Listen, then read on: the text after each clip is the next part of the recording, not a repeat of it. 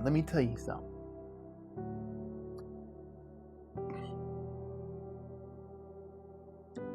To see my kids break down and cry.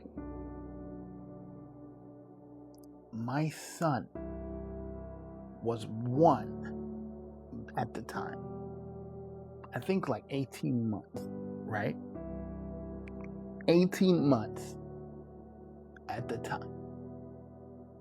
And to hear him, he didn't even know how to talk. But he knew, like when they saw the nurse coming up to my car to get me out the car and put me in a wheelchair and wheel me to the hospital, they were fine the whole way there. They were fine. They were like, Daddy's just gonna get some help, right? Daddy's not feeling too well. We just gonna get some help. Listen to me. When they saw the nurse put me in the chair, the wheelchair, to wheel me into the hospital, they lost it. They lost it. And I could hear their screams. I could hear their cries. And it was heartbreaking, right? My condolences, Ciola. She said my husband passed away of and sepsis years ago. We're very lucky to be alive. I don't look at it as luck, sis. And again, my condolences, but it's the grace of God. Only the grace of God, right? And so I was heartbroken. It was really real to me at that time. That it's not just me going through something. It's I'm leaving my family. And I said, you know what? I don't know what's about to happen next. And I was scared.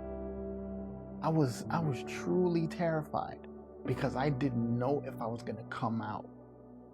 Because a lot of people didn't come out. Just thinking about that moment, like, what do you do in that moment? What do you do? And to know that like 6 days, doctors were telling me, you need to get your house in order. I had a whole lot of life left to live. And I understood that in that moment. And I was like, God, is this really the end of the road? I'm not ready yet. I'm not ready. Yes, I would, listen, the day that God calls me home, I will be the most joyful ever because I will be with my Savior. But I was not ready to leave the earth yet in 2020.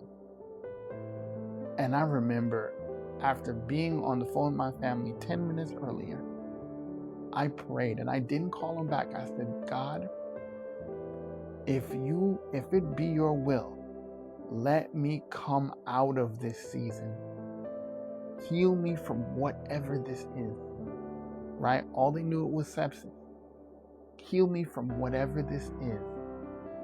And if you do, I said, not if you do, but when you do, right? When you do, I will never stop thanking you. And I will never stop sharing my testimony with other people. I would never stop, right? And I wanted a chance to build something. Because guess what? I had a full-time job, right? Now, did I mention that I was bedridden? Right? So what do you do then? Full-time job. At the time, $15 an hour, fresh. Did I mention that I had a full-time job? What do you do then? So, and yes, again, as I said, I believe in Jesus Christ. I trust in God. He is my provider. He is the one that gives me the ability to earn money and to get wealth, right? He provides for all my needs according to his riches and glory. Here's the thing, though. you still have to deal with that boss. So again, I came out of the hospital having to learn to walk again, right? I couldn't lift a 7-pound belt, right? I'm a fan of the WWE. I had a Universal Championship that I bought when I came out the hospital. Yes, a brother was celebrating because I was happy to be home with my family.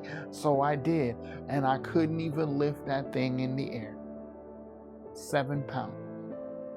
I couldn't walk 18 inches, much less 18 feet. But listen to me. What do you do? Full body infection. You can't walk. You can barely lift 7 pounds. You can literally, my face looked emaciated, right? Had to start all over, right? What do you do? How do you make money? And again, a full-time job. How do you think your boss is going to take that? And to look my babies in the face as they were literally watching their father waste away. How do you feel as a parent, huh? And I was in dire need to make change. So y'all want to wait for resolution season. Y'all want to wait for the right time. Y'all want to wait till you feel ready. You want to wait till maybe all the stars align. You want to wait for the right time. But let me tell you something. When you get a diagnosis and you realize ain't no more time, you got a choice to make. Either you move or you get run over. That was the choice I was facing. So I had to decide, either I control my income or somebody else would run me into the ground.